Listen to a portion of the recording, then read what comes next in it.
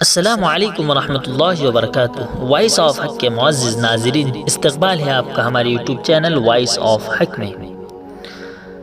ناظرین، اس وقت میں آپ کے سامنے مدارس امت مسلمہ کے لیے سرچشمہ حیات ہے، اس عنوان سے گفتگو کرنے آیا ہوں۔ آپ سبھی جانتے ہیں کہ کس طریقے سے گودی میڈیا نے مدارس کی غلط چھوی اور مدارس کی غلط تصویر ہم سب کے سامنے پیش کی ہیں۔ میں آپ کو سامنے مدارس کی صحیح تصویر پیش کر رہا ہوں۔ ناظرین،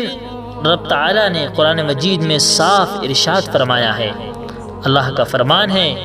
بسم اللہ الرحمن الرحیم، اقرأ بسم ربک الذی خلق، خلق الانسان من علق۔ ناظرین، عرب ایک امی قوم تھی جس کو قرآن مجید میں خود کہا گیا ہے یہود کی زبان سے، لیس علینا فی الامیین سبیل۔ ہم عرب کے باشندوں کے ساتھ کوئی معاملہ کرے، کوئی زیادتی کرے، ان کے مال پر قبضہ کر لے، غصب کر لے، ان کو ایذا پہنچائے، ہم سے کوئی مواخذہ نہیں ہوگا، اس لیے کہ وہ جانوروں کے حکم میں ہیں۔ جانور کو اگر کوئی استعمال کرے، مار دے، تکلیف پہنچائے تو کوئی محاسبہ نہیں ہوگا۔ اور ایک ایسی قوم جس کو امیین کے لقب سے یاد کیا گیا ہے اور قرآن مجید میں اس کا ذکر کر کے اس کو قیامت تک کے لیے باقی رکھا گیا ہے، ایک ایسے شہر میں کہ جہاں قلم ڈھونڈنے سے نہیں ملتا۔ مکہ مکرمہ میں شاید 3-4 گھروں میں قلم مل سکتا تھا، اور پھر ایک ایسی شخصیت پر، ایک ایسے انسان کامل پر، اور ایک ایسے اللہ کے محبوب بندے پر کہ جو دنیا انسانیت کو نجات دینے کے لیے مبعوث ہوا ہے، اور جس کو علم کے دریا بہانے ہیں اور علم کے خزانے زمین سے اگلوانے ہیں، اور جس کو ذہانت اور قوت مطالعہ اور تدقیق و تحقیق کی آخری معراج تک پہنچانا ہے، وہ خود امی ہے، اس پر یہ آیت نازل ہوتی ہے۔ ناظرین، اس امت کا دامن علم سے باندھ دیا گیا ہے، تو اس امت کا دامن علم سے باندھ دیا گیا ہے، اور اس امت کے لیے گویا یہ بات اللہ تعالیٰ کی طرف سے طے کر دی گئی ہے کہ ان آیتوں کے ذریعے کہ پہلی وحی جو نازل ہوتی ہے اس میں نہ عقائد کے بارے میں کچھ کہا جاتا ہے، نہ ان چیزوں کے بارے میں جو دنیاوی چیزیں ہیں جن پر اسلام کی بنیاد قائم ہے، نہ عبادات کے متعلق کہا جاتا ہے، نہ معاملات کے متعلق کہا جاتا ہے، نہ وہاں کے رسوم کے خلاف کچھ کہا جاتا ہے، نہ جاہلیت کے خلاف کچھ کہا جاتا ہے۔ وہاں جو پہلی بات کہی جاتی ہے، پہلا لفظ جو بولا جاتا ہے، حضرت جبرائیل علیہ السلام جس کو ادا کرتے ہیں، آپ سے ادا کروانا چاہتے ہیں، وہ ہے اقرا۔ یہ ایک انکشاف ہے، یہ ایک حیرت انگیز چیز ہے کہ سوچنے سمجھنے والے انسان کو بڑے تفکر اور تدبر پر اور ذہانت پر اور نقطہ شناسی پر آمادہ کرتی ہے، مگر چونکہ جو چیز زیادہ پڑھی جاتی ہے، نظر سے گزرتی ہے، اس پر غور کرنے کی ضرورت نہیں سمجھی جاتی یا نوبت نہیں آتی، اور سب سے پہلے یہی آیتیں پڑھی جاتی ہیں، اسی سے بسم اللہ ہوتی ہے، اسی لیے اس پر بھی غور کرنے کی ضرورت نہیں سمجھی جاتی یا نوبت نہیں آتی۔ قرآن کریم کی پہلی آیت کے ذریعے اس امت کا قرات یعنی پڑھنے سے دامن باندھ دیا گیا ہے، لیکن اس کے ساتھ ایک شرط یہ ہے کہ علم اور اسم دونوں کو جمع کیا گیا ہے۔ دنیا کی یہ بڑی نعمت ہے، اور دنیا کی یہ بڑی نقمت اور بڑی بدنصیبی ہے کہ اس کو امریکہ اور یورپ میں اور ترقی یافتہ دور میں دیکھا جا چکا ہے کہ علم کا رشتہ جب اسم سے ٹوٹ گیا ہے تو وہ علم نہیں بلکہ جہل، اور جہل نہیں بلکہ جہل آموز چیز اور انسانیت سوز چیز اور حقائق کو بھلا دینے والی اور آخری درجے میں خدا فراموش بنا دینے والی چیز بن گیا۔ یہ ایک سانحہ ہے دنیا کا۔ ناظرین، ہم جانتے ہیں کہ آج علم نفع بخش کیوں نہیں ہے، آج لوگوں کو علم سے ایک فائدہ کیوں نہیں پہنچ رہا ہے۔ علم جو آج مفید نہیں ہو رہا ہے، نافع نہیں ہے، وہ اس وجہ سے کہ علم ہے لیکن اسم نہیں ہے۔ اللہ تعالیٰ نے علم کو اسم کے ساتھ جوڑا تھا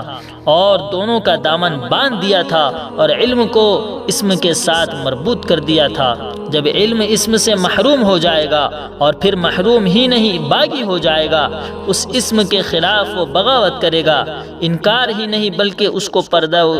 پردہ وجود سے ختم کرنا چاہے گا، وہ علم وحشت آمیز نہیں، وحشت انگیز نہیں، بلکہ وحشت آموز بن جائے گا اور ظلم کا دریا بہانے والا اور ظلم کی آگ لگا دینے والا بن جائے گا۔ اور جو کچھ فساد ہم کو آج یورپ و امریکہ میں نظر آ رہا ہے وہ سب اسی وجہ سے ہے کہ علم کا رشتہ اسم سے ٹوٹ چکا ہے، اور اب علم وہ علم نہیں جو انسانیت پیدا کرے، بلکہ وہ علم ہے جو درندگی پیدا کرے، جو وحشت پیدا کرے، جو سبعیت پیدا کرے،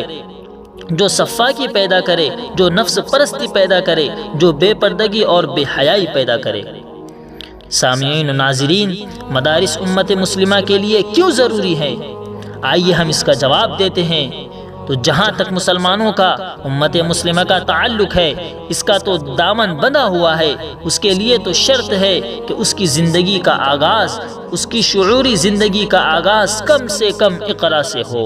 یعنی قرات کے عمل کے ساتھ ہو اور اسم کے سائے کے نیچے ہو، اسم ربانی، اسم الہی کے سائے کے نیچے ہو، اور وہ اس کی سرپرستی میں ہو، اس کی رہنمائی میں ہو، اس کی رفاقت میں ہو۔ تو جہاں تک امت مسلمہ کا تعلق ہے اس کے لیے تو مدارس اس لیے ضروری ہے کہ یہ مدارس اس کی زندگی کا سرچشمہ حیات ہے اور اس کو اسلام کے راستے پر ڈالنے والے ہیں، اسلام کو سمجھانے والے ہیں، اسلام پر عمل کرنے کی ترغیب دینے والے، اور پھر زمانے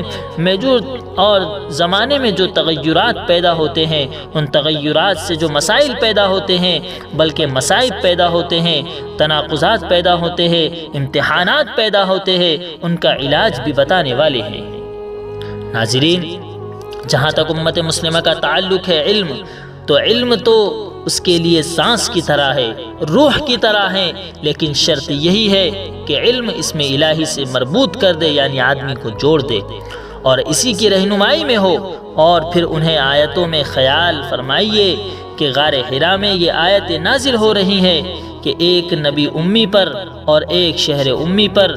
بلد امی میں اور ایک ملک امی میں اور ایک امت امیہ میں، لیکن اس میں قلم کا بھی ذکر ہے، اس میں صاف پیشن گوئی تھی، اس پر بہت کم لوگوں نے غور کیا کہ ان آیتوں میں یہ اعلان کیا ہے، اور اس اعلان پر بہت کم لوگوں نے غور کیا کہ یہ امت قلم کے استعمال کرنے والی امت ہوگی اور قلم سے ہدایت و رہنمائی کا کام لے گی، قلم سے وہ ان خرابیوں، ان بیماریوں کو دور کرے گی جن میں انسانیت مبتلا ہے۔ قلم کا سب سے زیادہ استعمال کرنے والی یہ امت ہوگی، اس لیے کہ اس کے نبی امی پر جو آیت نازل ہوئی ہے ان میں بھی قلم کو فراموش نہیں کیا گیا ہے، اس میں قلم کا لفظ آیا ہے، الذی علم بالقلم علم الانسان ما لم یعلم۔